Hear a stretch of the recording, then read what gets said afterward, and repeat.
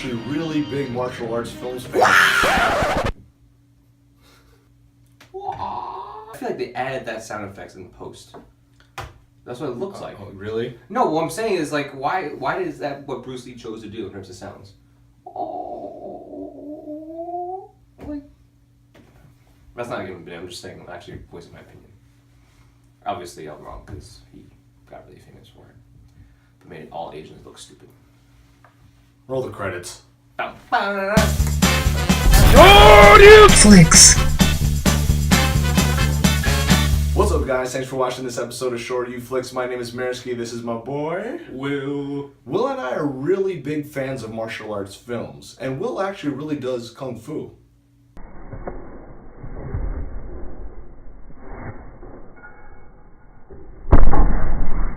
Anyway, we're going to be paying tribute to the grandfather of all martial arts action stars and action stars in general. He would have turned 75 years old this year. You guessed it, we're going to be paying tribute to Bruce Lee. We're going to be starting off our tribute series with his debut movie, The Big Boss. In America, it was known as Fists of Fury.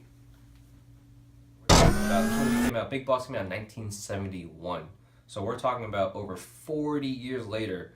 When I say martial arts action star, the first person I guarantee you think of is Bruce Lee.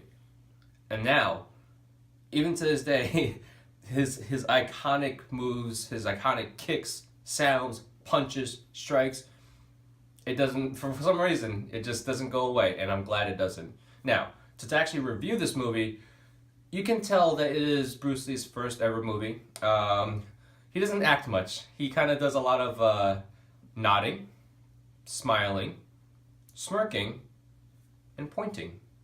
Which, back then it worked. You know, you didn't have to be a good actor in order to be a good action star. Nowadays you kind of need to have a little bit of everything.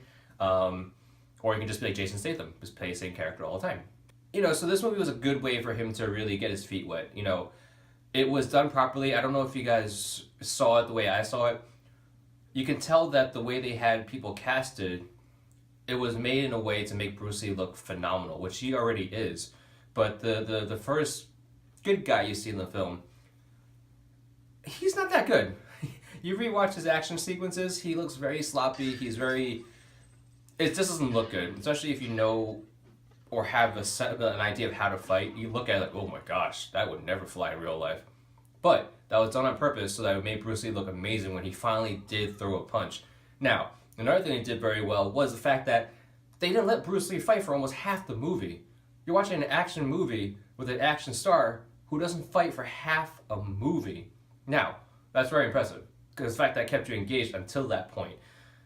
There are very creative ways of kind of showing why he didn't want to fight, with the, you know, basically telling us, well, I won't fight, I promise. I'm going to move here, I'll be a better person, and not fight anyone, not gamble, blah, blah, blah, blah. It was kind of corny, because every time he would want to fight, he would touch his necklace and some little corny song would play.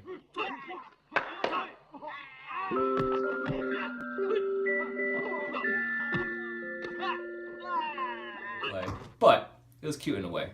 It was also kind of self-serving, this movie, a little bit for Bruce Lee, because, you know, it definitely had a lot of close-ups of his face, a lot of close-ups of him just doing crazy stuff to people. I'll let Maersky talk about the ending of this movie that some people saw, some people haven't seen. But Bruce Lee's a little full of himself in his movies. I don't know if you guys have noticed that. I'm not saying it's a bad thing. He's a little full of himself in his movies, but for good reason, because he is the man. 40 years later, he is still the man. There's very actually creative ways of using weaponry in this movie as well, and it definitely has evolved way past that point of where it got first established. But it was creative the way they used the tools they used at the ice factory. So credit for that.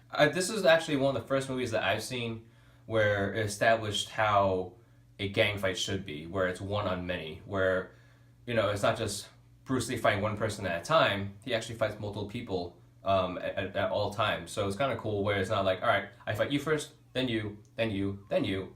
It's more, 2 or 3 coming in at the same time. Here's one thing I had a problem with.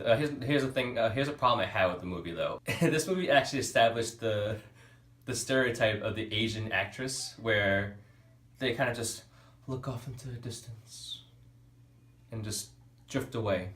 But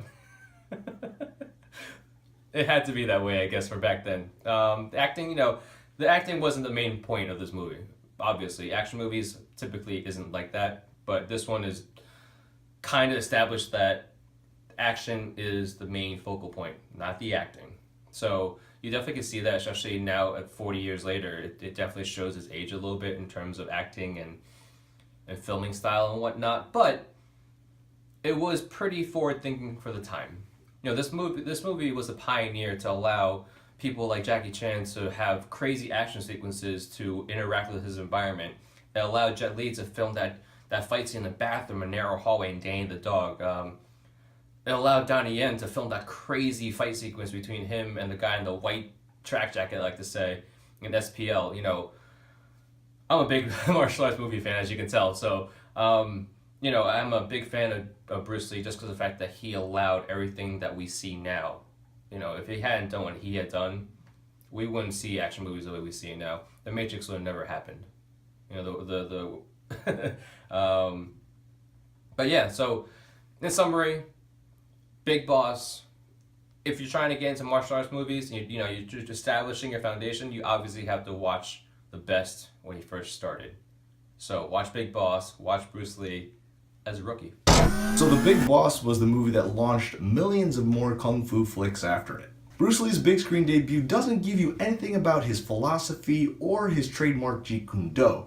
What it does give you is a rugged, red-blooded action movie star version of Bruce Lee. When we get down to all the fight choreography in the movie, it's very different fight choreography from what we've come to love from Way of the Dragon and Game of Death and Enter the Dragon. All of the fight scenes in The Big Boss are pretty raw, and to date is probably Bruce's most bloody movie. Having people frozen in ice and having his whole family and relatives just massacred during the movie is pretty effed up even by today's standards. There's also several scenes in the original filming version of the movie that didn't make it to the final cut, like the infamous saw in the head scene. There's also an ending that didn't make it to most American versions of the movie.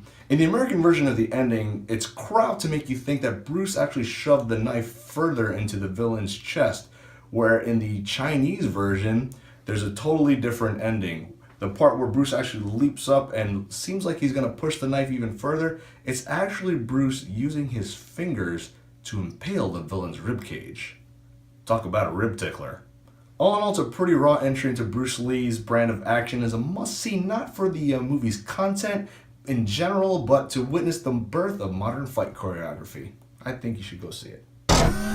So there you have our first entry into this Bruce Lee tribute. Thanks for watching this episode of SHORYUFLICKS. My name is Maersky. This is my boy, Will. Don't forget to like, subscribe, and comment. We'd love to hear what you think. Also follow us on Facebook at SHORYUFLICKS, on Instagram at SHORYUFLICKS, and on Twitter at SRFlicks. Thanks for watching. Adios. SHORYUFLICKS.